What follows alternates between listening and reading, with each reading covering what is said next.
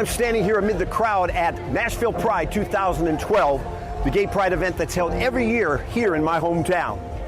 As most people know, events like this take place, usually in the summer, in cities across America and the world. This is my third pride event in the last 3 years.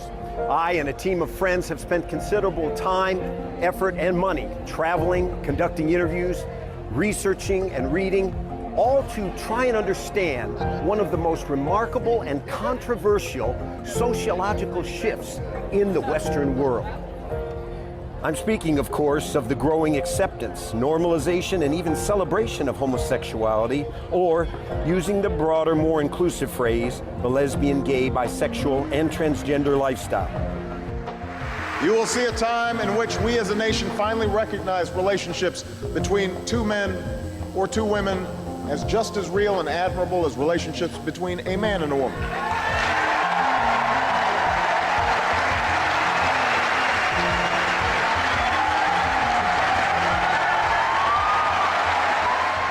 In less than one generation, we've gone from a time when the vast majority of Americans viewed homosexuality as a perversion, a sickness, and even a crime. Homosexuality is an enigma. Even in this era of bold sexual mores, it remains a subject that people find disturbing, embarrassing, and the reluctance to discuss it.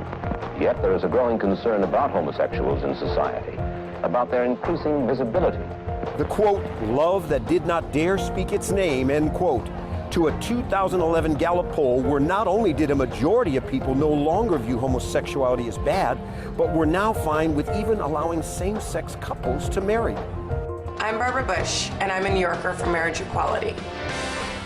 Just as portrayed in a new NBC sitcom, homo and hetero have joined together to form the new normal. You really think it's such a good idea to bring a kid into the world with such a non-traditional family? I know somebody else from a non-traditional family, a African-American who was raised by a grandma, and that person seems to be doing just fine.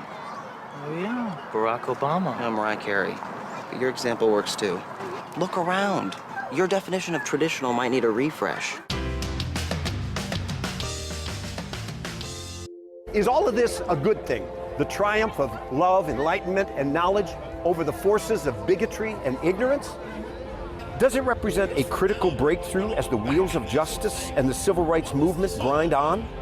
This is, make no mistake about it, and everybody in this room is running the last leg of the civil rights race. Or is it, as many others believe, an irregularity that nonetheless must be accepted in a truly free and democratic society? After all, what people do in the privacy of their own bedrooms or before a magistrate or the minister of their choice is their business, isn't it? There are millions of others who sincerely believe that the gay lifestyle represents a grave deviation from both natural as well as divine law. Further, that it carries with it dire consequences for those who pursue their same-sex impulses, as well as for the society that approves of them. What we don't really want to deal with in America is the fact that every civilization that has ever condoned the sin of homosexuality no longer exists in its greatest form today. This video is an attempt to try and make sense of this controversy. And as our title suggests, the worldview, the set of presuppositions we intend to use to analyze our subject matter is unabashedly Christian. So after thousands of hours of research, and by the way, at least half of it drawn from the world of homosexual or pro-gay academics, theologians, writers, jurists, and artists, we present to you a primer, 10 things every Christian needs to know about the LGBTQ movement and the brave new world it seeks to create. I think the message we need to be pitching is this sort of normalized behavior. Gay people are just like straight people, they just sleep with the same sex. I mean, that's really all it comes down to. As with all primers, what follows is a view from 30,000 feet, giving you some key ideas and talking points that will help you navigate through what promises to be one of the most interesting, compelling, and world-changing issues of our day.